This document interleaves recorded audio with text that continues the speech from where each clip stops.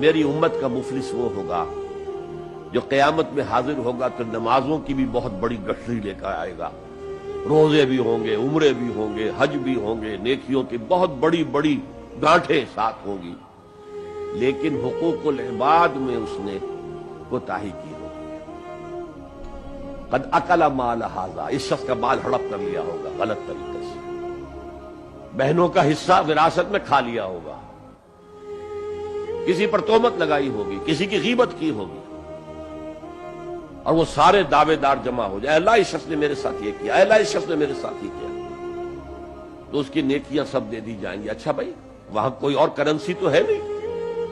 کہ اتنے ہزار جرمانہ یا اتنا لاکھ جرمانہ، اچھا تم اس کی نمازیں لے جاؤ، تم اس کے روزے لے جاؤ، تم اس کے حج اور عمرے لے جاؤ،